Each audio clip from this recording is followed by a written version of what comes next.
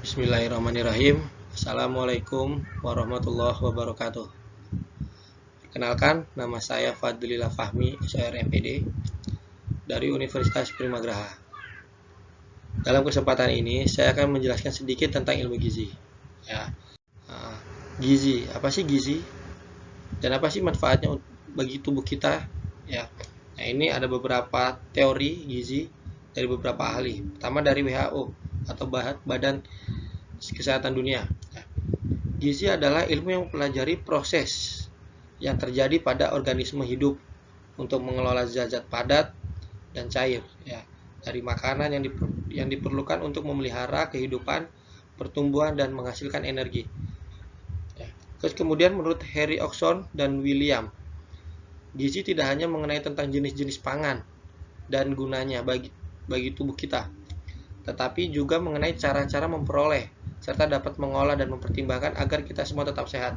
Nah, jadi kalau menurut Harry Oxford dan William, gizi itu nggak hanya sebagai jenis-jenis makanannya aja, tapi lebih dari itu. Cara memperoleh energi dari bahan pangan itu gimana? Kebutuhan tubuh kita akan gizi itu berapa? Ya. Terus menurut Kainis Graha, gizi adalah unsur yang terkandung di dalam makanan yang dimana unsur-unsur itu dapat memberikan suatu manfaat bagi tubuh kita yang ketika kita mengkonsumsinya dapat menjadi sehat. Jadi menurut Kairin Graha ini gizi itu adalah apa yang kita makan dan kemudian yang kita makan itu akan menjadi manfaat untuk tubuh kita. Ya, nah ini menurut beberapa ahli. Ini status gizi, ada pertama kecukupan gizi, kedua gizi kurang, dan yang ketiga gizi lebih. Nah, apa sih kecukupan gizi itu? Nah, jadi kecukupan gizi itu kondisi di mana kebutuhan akan energi itu seimbang dengan apa yang kita konsumsi. Jadi misal kita sehari butuh energi sekitar 1200 kilokalori ya. Jadi makanan yang kita makan dan dicerna oleh tubuh kita itu seimbang dengan kebutuhan energi harian kita. Nah, kalau gizi kurang bertimbang. Kalau gizi kurang itu bertimbang sebelah, ya. Jadi apa yang kita makan itu lebih kecil daripada kebutuhan energi kita sehari. Makanya disebut dengan gizi kurang. Begitu juga gizi lebih, itu kebalikan dari gizi kurang. Apa yang kita makan melebihi dari kecukupan kebutuhan energi harian kita. Nah, atau efeknya adalah obesitas. Ya, kelebihan itu. Nah, ini gizi seimbang. Sumber energi karbohidrat itu didapat dari padi-padian atau serealia seperti beras, jagung, gandum, umbi-umbian. Nah, jadi kita ketahui makanan pokok di Indonesia adalah nasi. Itu salah satu penghasil karbohidrat. Ya. Nah, yang kedua sumber protein, yaitu sumber protein hewani seperti daging dan susu, dan sumber protein nabati seperti kacang-kacangan. Ya, jadi misal ada yang nggak suka hewan atau alergi telur atau apa, itu bisa dialihkan dengan kacang-kacangan seperti kedelai yang bisa diolah menjadi tempe dan tahu. Ya. Terus kemudian sumber zat pengatur seperti sayuran dan buah-buahan. Ya. Kemudian ini pemeriksaan status gizi langsung. Nah, jadi pertama ada antropometri atau dilihat dari fisiknya, dari tinggi badan, berat badannya, ya. Jadi kita akan tahu kebutuhan gizi seseorang tersebut dari bentuk tubuhnya. Terus dari biokimia.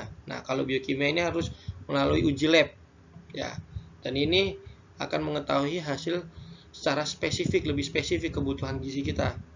Ya. Terus cara klinis itu untuk mengetahui status kekurangan gizi dengan melihat tanda-tanda khusus. Misal kita ketahui di beberapa negara sebelumnya kan ada kena kasus yang namanya gizi buruk atau busung lapar. Nah, itu bisa dilihat dari faktor klinisnya. Ya. Terus ada biofisik. Nah, biofisik itu dilihat dari struktur jaringannya. Ya. Jaringan tubuh.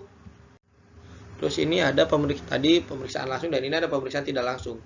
Ya, kalau pemeriksaan tidak langsung itu tidak mencakup ke ke fisik kita atau ke badan kita. Nah, pertama dari statistik vital atau badan statistik dilakukan dengan menganalisa data kesehatan seperti angka kematian, kesakitan akibat hal-hal yang berhubungan dengan gizi. Nah, tujuannya itu indikator tidak langsung status gizi masyarakat. Nah, ini objeknya di suatu lingkungan. Ya, misal di lingkungan A banyak terjadi kasus anak-anak yang kekurangan gizi. Nah, itu dilihat dari statistiknya dan akan dicari tahu penyebabnya apa. Kemudian survei konsumsi, itu dilakukan dengan wawancara kebiasaan makanan dan menghitung makanan sehari-hari. Tujuannya untuk mengidentifikasi kekurangan atau kelebihan gizi. Nah, ini biasanya di survei wawancara, jadi kita akan ditanyakan kegiatan kita. Nah, terus makan kita, sarapan, makan siang dan malam. Terus ada faktor ekologi atau lingkungan. Nah, di suatu lingkungan, apakah di suatu lingkungan yang kekurangan gizi atau kelebihan gizi, di situ akan diteliti apakah ada masalah dari faktor lingkungan, sehingga misal daerahnya kekeringan atau kebanjiran, kan pasti akan menyebabkan permasalahan di dalam gizi. Ini ada kebutuhan gizi umum. Pertama, gizi itu digunakan sebagai sumber energi atau tenaga, jelas. Kedua, menyumbang pertumbuhan dan memelihara jaringan tubuh. Yang ketiga, mengatur metabolisme dan keseimbangan cair. Yang keempat, mekanisme pertahanan tubuh atau antioksidan. Nah, ini rumus menghitung kebutuhan kalori harian kita. Nah, ini bisa dilihat. Pertama yang kita harus cari adalah BMR kita. Ya, BMR kita misal pria. Nah, rumusnya 66,5 ditambah 13,7 dikali berat badan, kemudian dijumlah 5 kali tinggi badan kita dikurangi 6,8 kali usia. Nah, kemudian hasil dari penghitungan tersebut kemudian dikalikan dengan faktor aktivitas fisik kita. Misal hampir tidak pernah berolahraga, dikalikan 1,2, atau jarang berolahraga, dikalikan 1,3, atau sering berolahraga, dikalikan 1,4. Nah, ini bukan acuan utama karena di luar ini dilihat bentuk fisik beratnya ini apa. Ataukah dia seorang atlet atau hanya olahraga untuk kesehatan. Nah, itu akan mempengaruhi kebutuhan kalori harian. Ya. Nah, sekian dari yang saya sampaikan. Kurang lebihnya saya mohon maaf apabila ada kesalahan dalam penafsiran. Assalamualaikum warahmatullahi wabarakatuh.